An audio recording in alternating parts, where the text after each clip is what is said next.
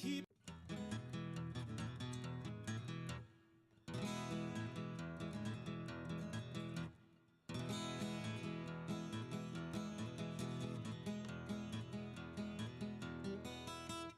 Pillars of jade fade beyond sight as we peer in obsidian hall.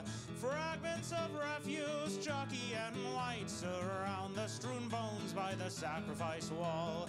Runes from a time too old to be known are carved in the green malachite.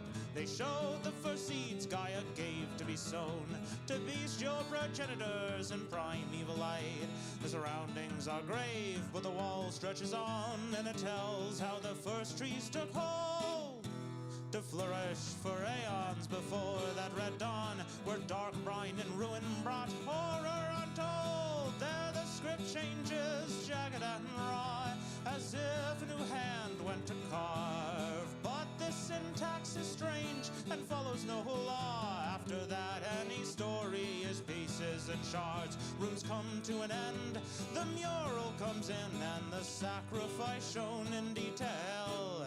The cowled horned priest who brought the herd in, marks on the bones show what that entailed. Our party is shocked, we back toward the door, but the portal is covered by bars. Obsidian Hall comes to life with a roar. There stand druids with sickles and grotesque cathars. They strum out the notes that bring madness to bear. My comrades fell in with bare hands, possessed and transformed by some curse in the lair. My friends were no longer quite woman or man. Since then I've been trapped in this windowless cell. I cannot know why I was spared. I know I look ragged, I fear for my health. I beg for my freedom, I crave the fresh air. Let me out, just open the door. Please, my fair strangers, free me from this place. I can't stand the howls that come from the floor. Let me out, or I'll gnaw off your face. Let me out, or I'll come for you all and take your dead bones to feed the great wall. Let me out, let me out, let me out, let me out, let me out, let me out, let me out.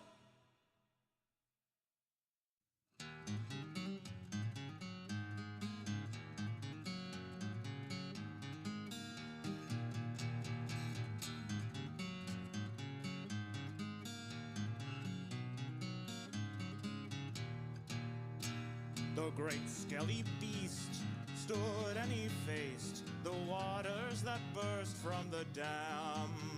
As he channeled his magic, the wall was replaced. He was blasted by cheers from town woman and man. And we gathered to thank the great sky for its gifts, for this gaudy and solid and strong, rather than graves for our drowned goats and kids. Our warden, he rose to protect us from wrong. He roamed far and wide with a party of legend.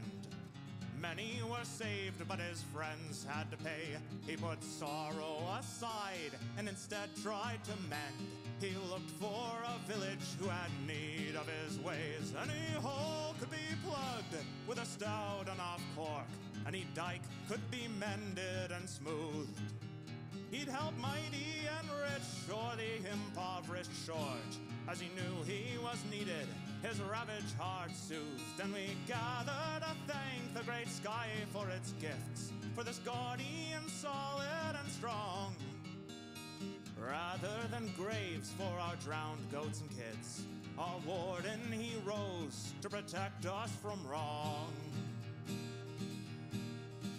For he came to our village, our backwater ditch, and he saw what great misery we kept. Our bedrock would constantly roil and shift. Because of this curse, we died and we wept. In our land he found holes that couldn't be plugged, and dams that couldn't be fixed. and he knew he was needed. With a great fertile shrug, he settled, and now we can safely exist. And we gather to thank the great sky for its gifts, for this guardian solid and strong. Rather than graves for our drowned goats and kids, our warden he rose to protect us from wrong. And we gather to thank the great sky for its gifts, for this guardian solid and strong. Rather than graves for our drowned goats and kids, our warden he rose to protect us from wrong.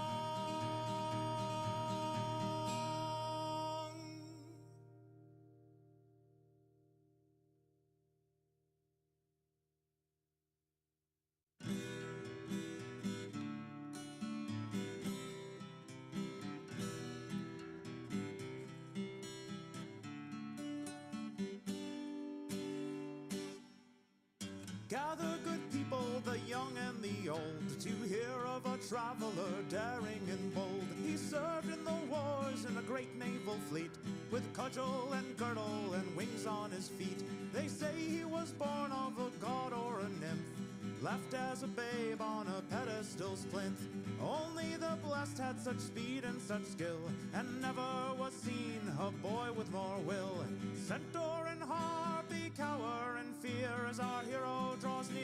Foes ready their spears, but he runs in with haste, and they look on his face and see that his spirit is marked by the fates. If he comes by a cyclops, furious and red, who threatens to crush his bones into bread, our hero relies on the shape of his brain and attempts every parting with minimal pain. He knows in the past these giants were tricked, robbed of their flocks, blinded with sticks. He thinks for the grace of the gods stumble I, so even to monsters he's humble and kind. Centaur and harpy cower in fear as our hero draws near. Foes ready their spears, but he runs in with haste, and they look on his face and see that his spirit is marked by the fates. When the boy became man, with chest toned and broad, he crafted a plan to find goddess or god that left him alone with such spirit and need. He beseeched the blind poet and followed each lead. So he came to the briny caves close to the sea,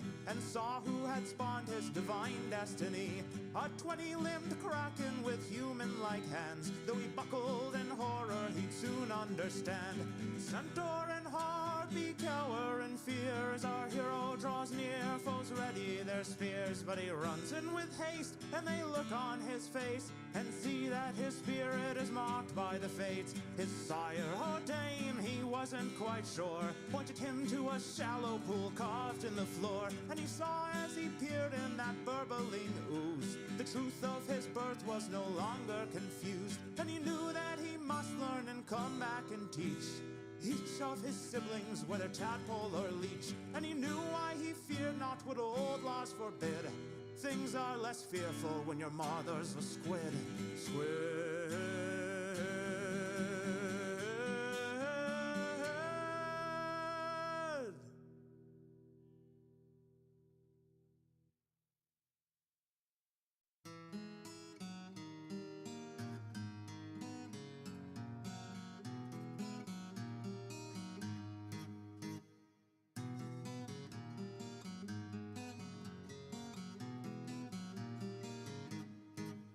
Put hope in the seals to hold us through. Have faith that the keel holds up on you. Put oar to the brine, beat the drum double time. This barge is a wreck, but it must make do. It's been barely a week since we left the safe harbor to rescue the sacrifice tied to the rock. Though we killed the sea snake, our sailcloth was raked, and the wind was too mighty to row back to dock. Put hope in the seals to hold us through. Have faith that the keel holds up on you. Put oar to the brine, beat the drum double time. This barge is a wreck, but it must make do. The strain will bring end to the rostrum and rudder if we fail to contend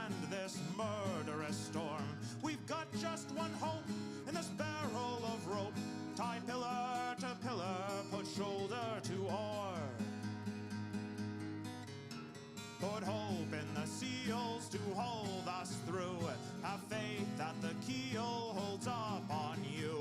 Put oar to the brine, beat the drum double time. This barge is a wreck, but it must make do. Though close, we must pass through the crushing stones that can render our ship into planks. We have to go fast if we want to get past. Pull, look out, we need every rower in rank. Put hope in the seals to hold us through. Have faith that the keel holds up on you. Put oar to the brine, beat the drum double time. This barge is a wreck, but it must make do. Put hope in the seals to hold us through. Have faith that the keel holds up on you. Put oar to the brine, beat the drum double time. This barge is a wreck, but it must make do. Put oar to the brine, beat the drum double time. This barge is a wreck, but it must make do.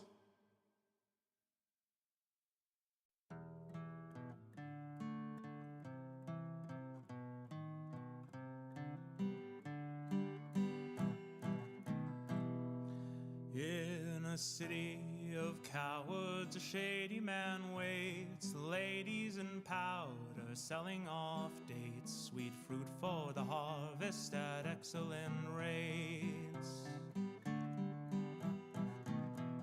A man from the mountains looking for gold. A plan hashed by the fountain for treasures of old. Artifacts for the harvest by adventurers bold. Head to the bay where privateers rest. A captain to challenge in combat and best. And a crew that wants more than just gold in a chest. And these men have an excellent plan to ascend the dead hills where the steppe nomads dance. And portend what they will from their drug-induced trance. Protect innocence captured to finish a plan by a sinister man who works so he can talk to gods, never dying, but dreaming and scheming and trying to bring dust to the land. Run rugged, give all, there's lives on the line. Roads flooded, give stall, but they strive through the brine. A pursuit to the tower, arriving on time. A rogue madman stands, dagger in hand, but cannot withstand the mountainous man from the mountains who landed and ended the plans to bring old gods and chaos, turn castles to sand. They returned and commanded the gates to be sealed, renew the old deals, give the world time to heal, keep the gates locked and maintain the zeal. For a world still in shock is an excellent meal for chaos and madness, which must be repealed by trial and error and belief in the real.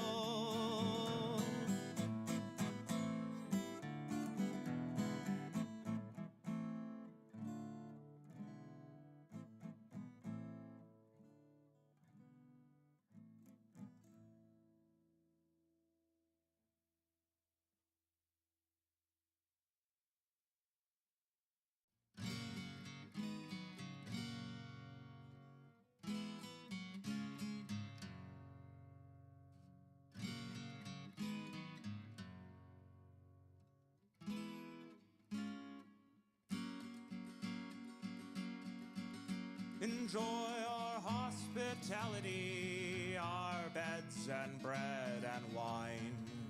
To sleep and heal, our warmth to feel and worship our divine. Welcome here, my traveler, through rain or hazing sun. To work or trade our fields or stalls and feast when evening comes. Enjoy our hospitality, our breads and bed and wine. To feel at home, although you roam, is the gift of our divine. The roads are paved and safe to walk, guarded day and night. Scripts are saved to be read or taught, to know is its own delight. Enjoy our hospitality, our wine and breads and beds. Though you may leave, you'll always grieve for the life you could have here instead. Our walls are strong, our laws are fair, and they show us how to live. We all belong in each other's care, with just one life to give. Enjoy our hospitality, our sacramental wine. After one more night in the dead moon's light, you'll be born again divine.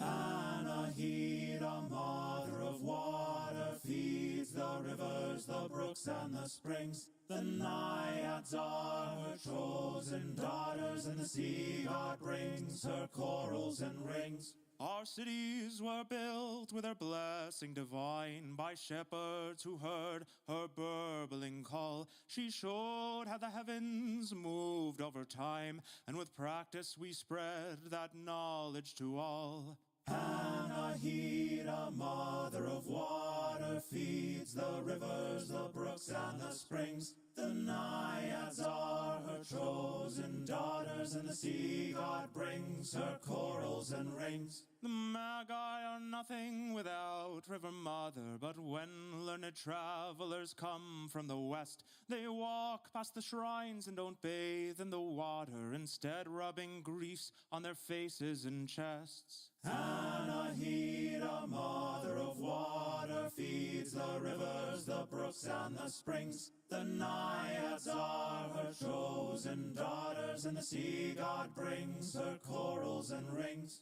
We humor the men who risk such far travel, who covet our secrets for their fine polity. Cities where women are locked up like cattle, and most of the men live in bare poverty. Anahita, mother of water, feeds the rivers, the brooks, and the springs. The naiads are her chosen daughters, and the sea god brings her corals and rings. We tell them the tales we reserve for such fools, easy to check with patience and time, but philosophers fail to harness such tools, preferring instead what sounds the most fine. Anahita, mother of water, feeds the rivers, the brooks, and the springs. The naiads are her chosen daughters, and the sea god brings her corals and rings. But you, my friend, are not such a stranger. You've heeded her call with clear heart and mind. Dive in the pool, push past the danger, and you'll share in peace as only we find. Anahita, mother of water, feeds the rivers, the brooks, and the springs. The naiads are her chosen daughters, and the sea god brings her corals and rings. Anahita, mother of water, feeds the rivers, the brooks, and the springs. The naiads are her chosen daughters, and the sea god brings her corals and rings.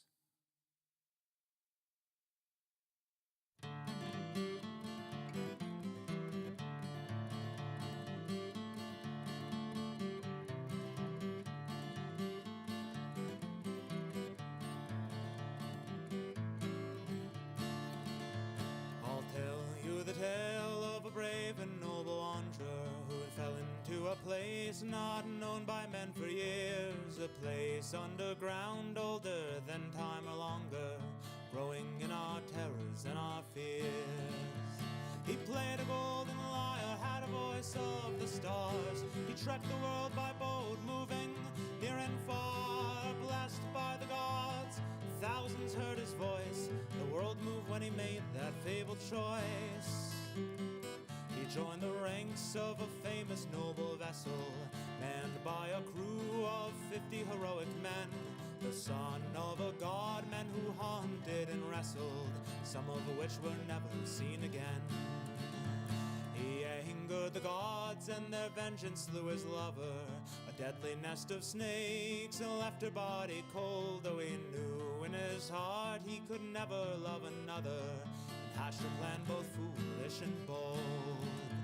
He played a golden lyre, had a voice of the stars. He trekked the world by boat, moving near and far. Blessed by the gods, thousands heard his voice. The world moved when he made that fabled choice.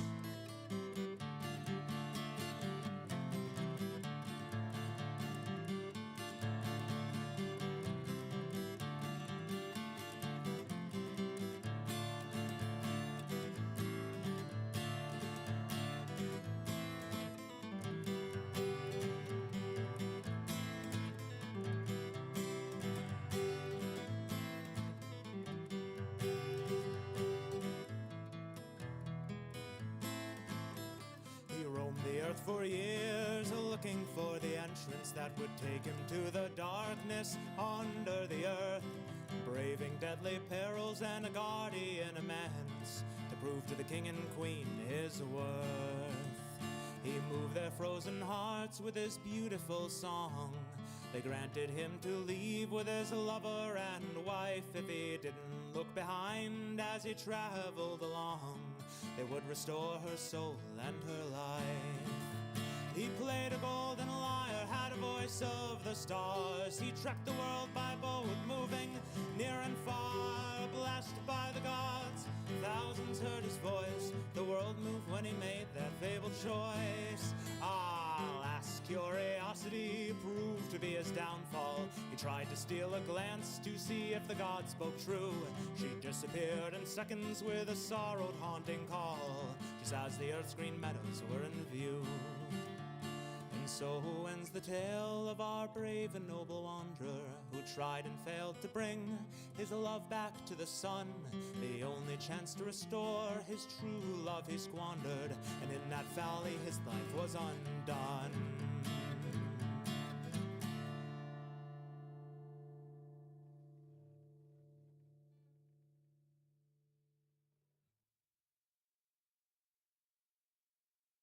Historicus stood and looked at his work, volumes of all of the lore on the earth, a lifetime of labor for his hoplites and serfs, all the servants and scribes his vast treasures could feed. He paged through the volumes that he couldn't read. His scribes had translated and sated his needs, but he knew that the books were the greatest indeed, or so he'd been told by his huddled elites. So he summoned his guard, and the wagon was leashed, and a score of apprentices gathered beneath, with their tablets appended to defend against grief, for their lord could bring praises or scolds. He hiked up his robe of linen and gold, and gazed at his consort who had dared to grow old. He heaved towards the wagon, and without being told, his caretakers moved in to help. But for once he deferred, he'd do it himself. Though a noble, well-bred, he was in perfect health. So he swung up his leg and missed, and he yelled and tried to grab on to his staff. But his bulk was too great, and he stumbled and crashed, and there on the ground, with his saged head cracked, as he lay there and faded, he sputtered and laughed. For once he had done his own work.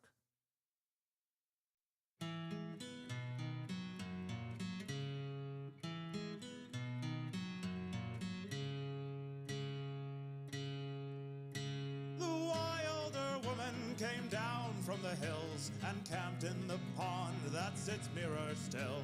Spoke to the clod and the beaked and the billed, and rejoiced for her life was fine.